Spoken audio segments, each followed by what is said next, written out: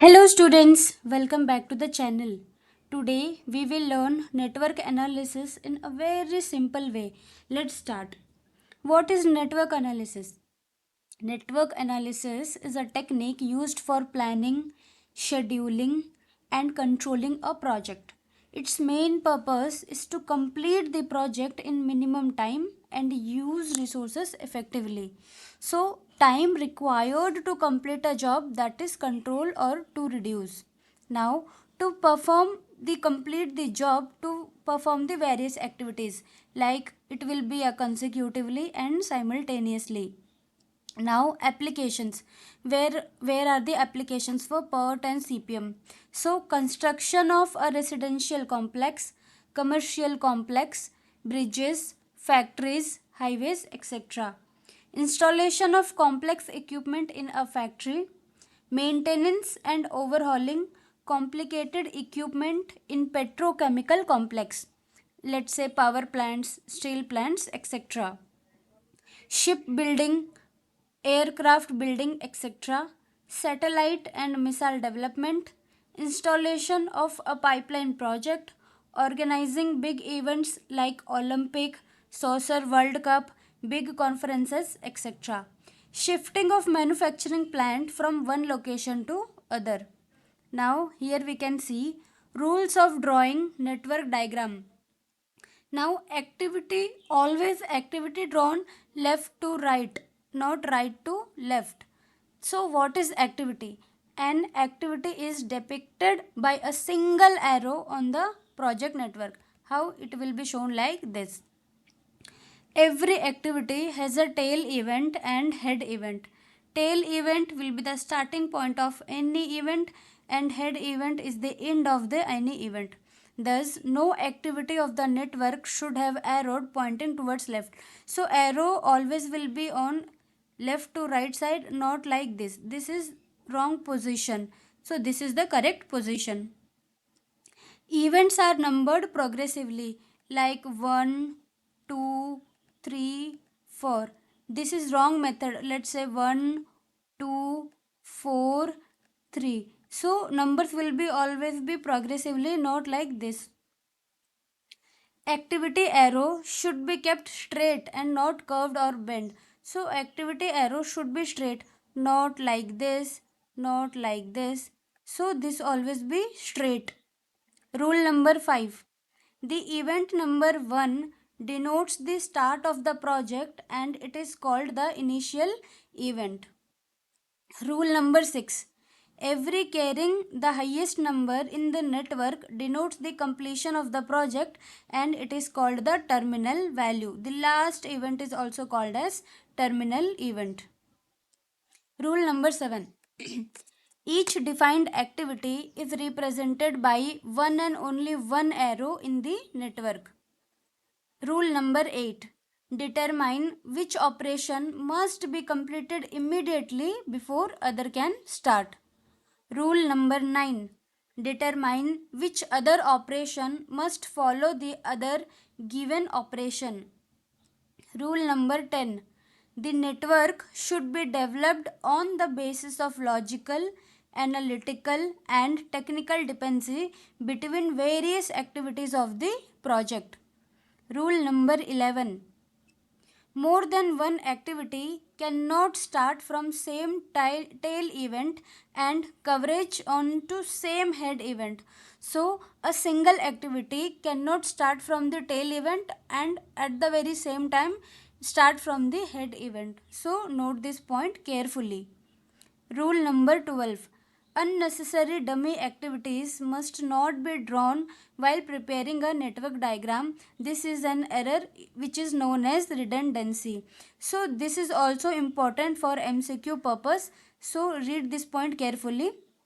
Unnecessary dummy activities must not be drawn while preparing a network diagram. This is an error known as redundancy. Point rule number 13.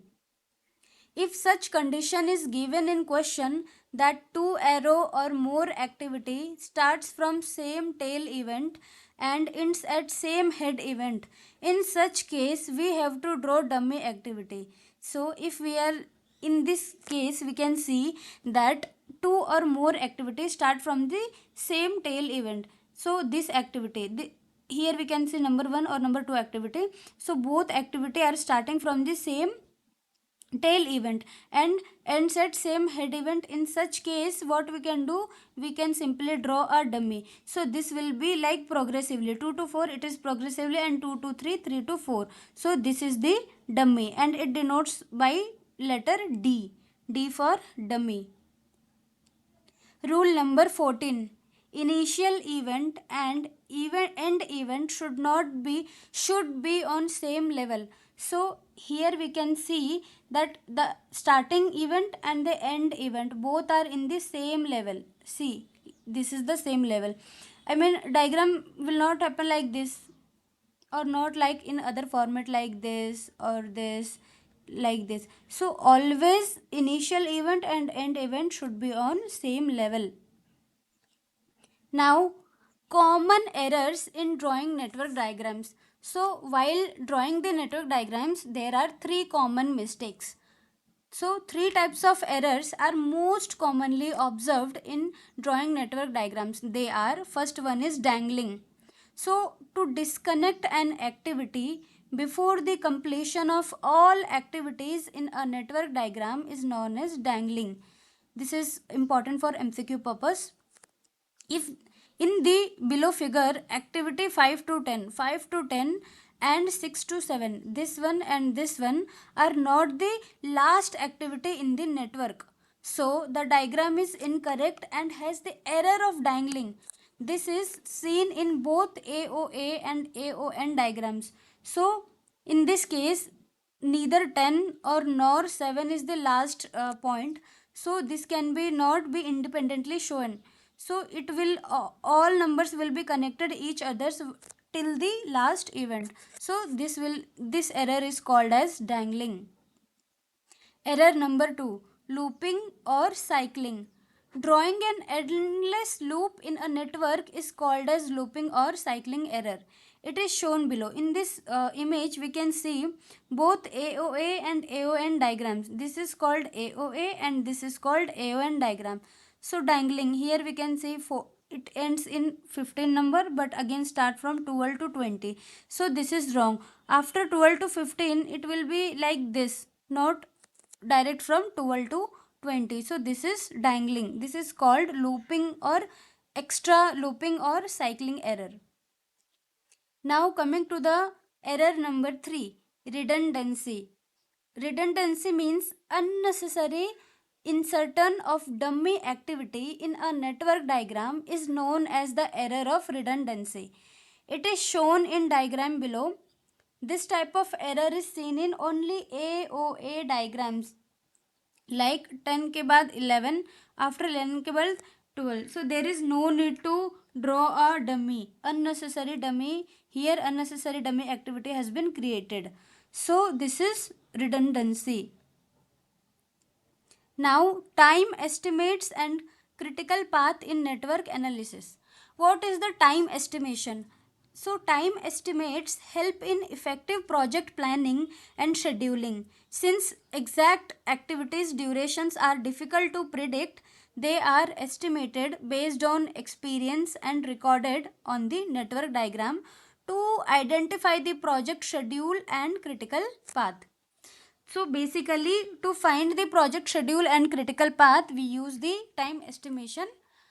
Now, the main objective of the time analysis is to get a planned schedule of the project, which includes completion time for the project, earliest time when each activity can begin, latest time when each activity can begin without delaying the project, float for each activity. Float means the amount of time by which the completion of an activity can be delayed without delaying the project completion.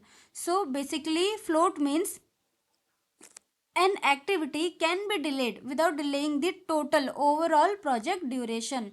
This will be called as float. Now, identification of critical activities and critical path. For further discussion on the above mentioned time estimates, following notations are used. ij. This will be called as activity. I means with tail end number will be called as I and head end number will be j.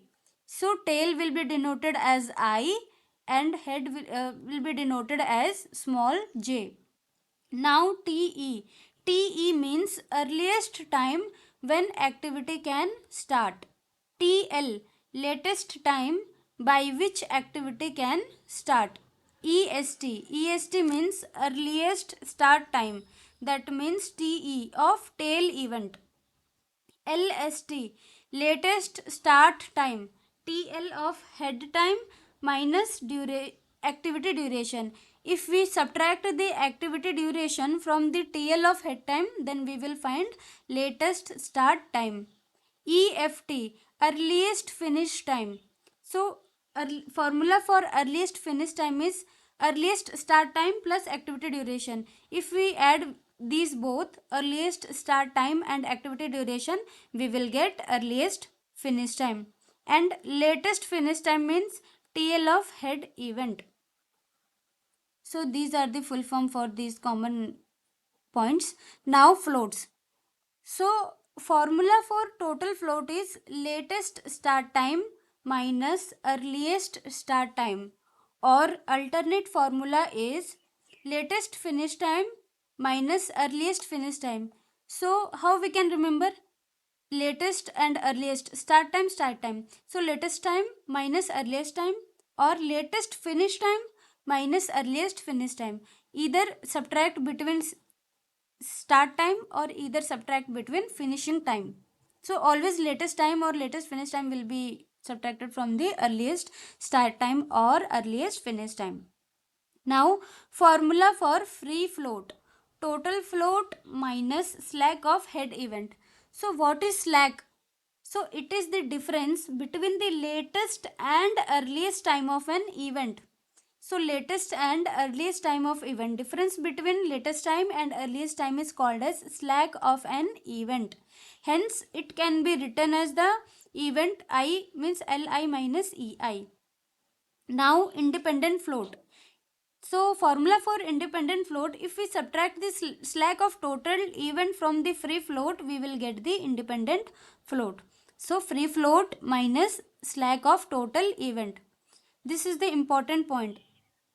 Independent float less than equal to free float less than equal to total float. Now what is the critical path? Actually, the critical path is the longest sequence of dependent activities in a project network that determines the minimum time required to complete the project.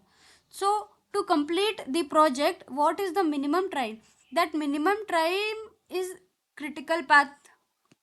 So, a project network that determines the minimum time required to complete the project is called as critical path. Any delay in an activity on the critical path will directly delay the completion of the entire project. Now, some important features of the critical path are as follows. Point number 1. If the duration of a project is to be shortened, duration of some of the activities on the critical path must be shortened. Induction of additional resources will not give the desired result unless the critical path is shortened first. Point number 2. The variation in critical actual performance time from the expected activity duration will be completely reflected in one-to-one fashion in the anticipated completion of the project. Now, representation of an event in a network diagram with earliest and least time. So, the diagram below shows how an event is represented in network diagram. So, here we can see this arrow shows as activity. So, this arrow is called as activity. Now, earliest event time. So, 14 will be called as earliest event time and 16 will be called as latest event time. And this is duration. In this diagram, 6 will be noted as activity duration and 3 is node number. Node number means our first diagram, second diagram, third node, like that. So, the node number is 3. The earliest event time is 14 days, which is also the earliest start time of the succeeding activity D. So, succeeding activity D for early start time is 14. The latest event time is 16 days, which is also the latest finish time for proceeding activity as well as the latest start time LST of the succeeding activity D. So, latest time for activity D is 16. Earliest time for activity D is 14 and latest time for activity D is 16. There is 2 days float in this case difference between EST and LST. So this is EST and LST. Difference between 16 minus 14 is 2. So 2 will be the float. The activity that follows the node is labeled as D and it is of duration 6 days. So basically activity duration will be noted as D and it is of 6 days in the given diagram.